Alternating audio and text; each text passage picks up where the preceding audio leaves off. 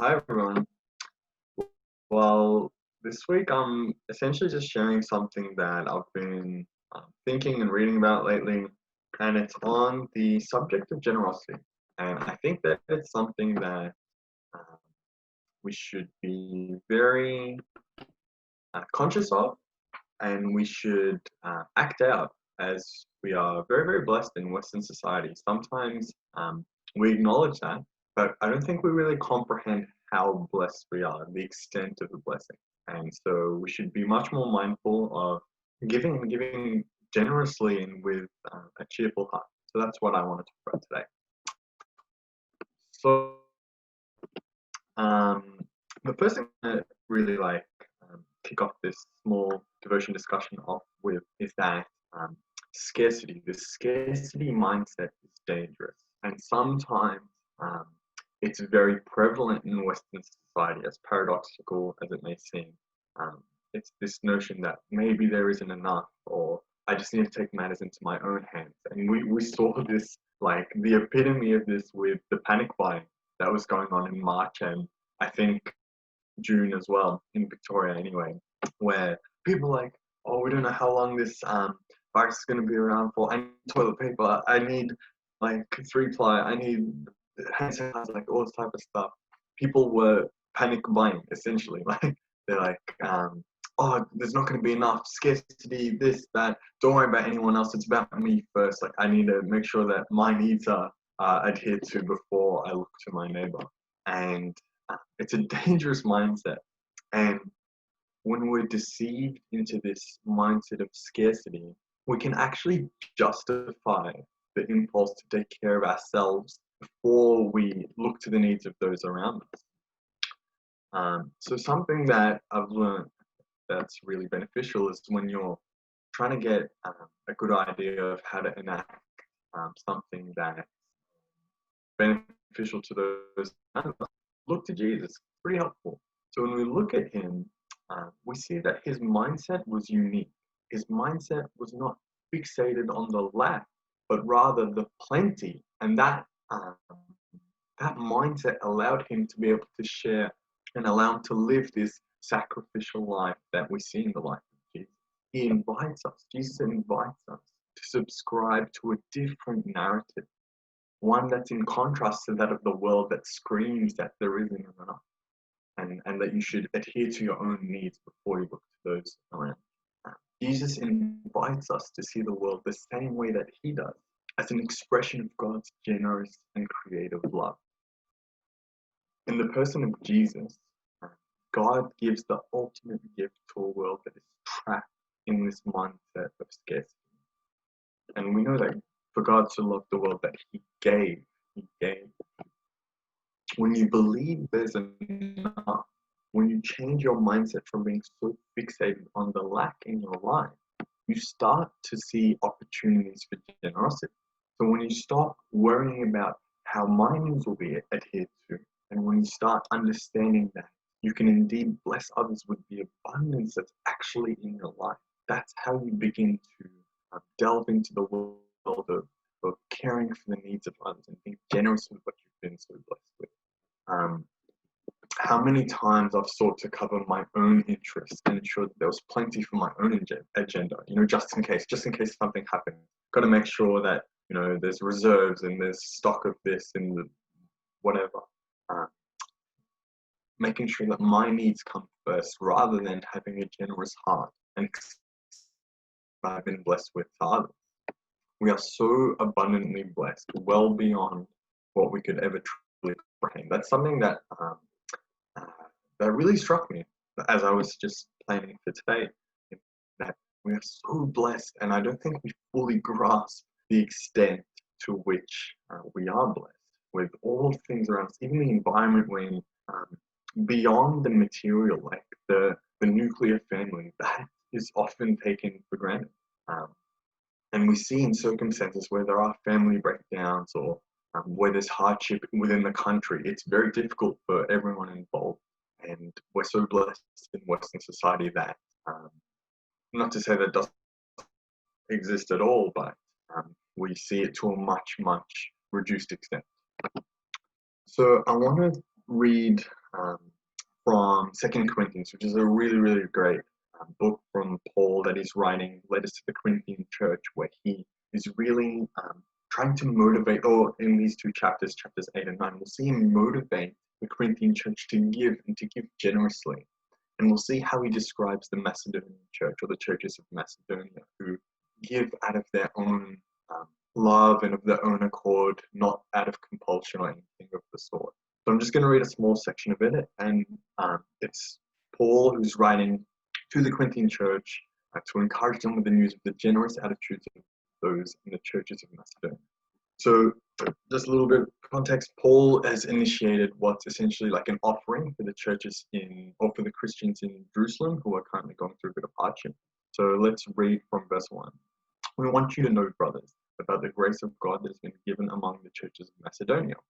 For in a severe test of affliction, their abundance of joy and their extreme poverty have overflowed in a wealth of generosity on their part. Just really quickly, how paradoxical is that? For in a test of severe affliction, their abundance of joy and their extreme poverty have overflowed in a wealth of generosity on their part. Let's continue. For they gave according to their means, as I can testify, and beyond their means of their own accord, begging us earnestly for the favor of taking part in the relief of the saints. And this not as we expected, but they gave themselves first to the Lord, and then by the will of God to us. Wow, that's crazy. So generous were the churches of Macedonia that they were begging to give more to the offering for those in Jerusalem, despite, as Paul writes, their extreme poverty. So when I was looking and researching for today, I just wanted to quickly Google, like, what's the definition of generous? And I had a look at a bunch of different, the Merriam-Webster and the Oxford Dictionary, all these things. They all said basically the same thing, that generosity or being generous is showing a readiness to give more than necessary or expected. Now, the Greek word translated generous in what we see in 2 Corinthians 8 and 9 places an emphasis on the heart and attitude of the giver. So it's slightly different. Paul is talking about a different form of generosity, a form so different from the normal meaning of the English word that the word generous can be a little bit misleading. So the Greek word, I'm not going to try and say it and butcher it, but it essentially means simple goodness, which gives itself without reserve, or without strings attached, or without any hidden agendas. Selfless, in a sense. Paul is instructing the Corinthian church and setting the benchmark for Christian giving in that it should be sincere and it should be done in love. So I also wanted to read parts of the following chapter in 2 Corinthians 9, and we'll just read from verse 4 quite briefly. So basically Paul's talking to the Corinthian church and he's saying, have your offering ready to go, so because we're going to come by and we're going to collect it.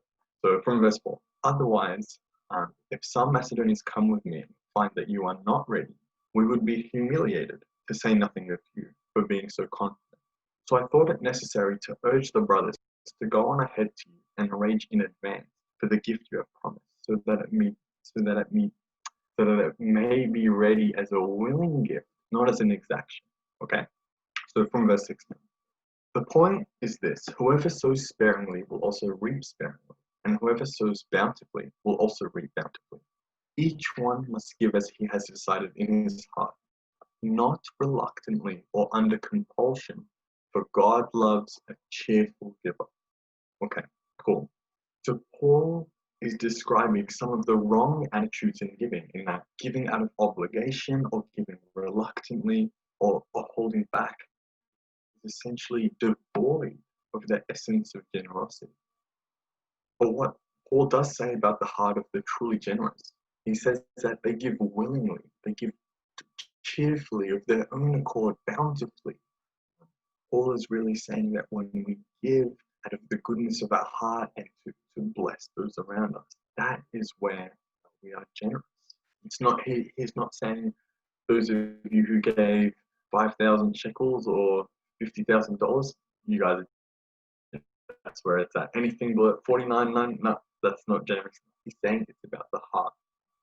Okay, I just want to finish off briefly before I pose some of the discussion questions with something that I've only come to fully appreciate in recent times. So it's this notion that, does God need my money? Okay, interesting question. Is God looking for like a house deposit, or he wants to buy a new, I don't know, like, no, he's not. Of course he's not. Of course God doesn't need my money.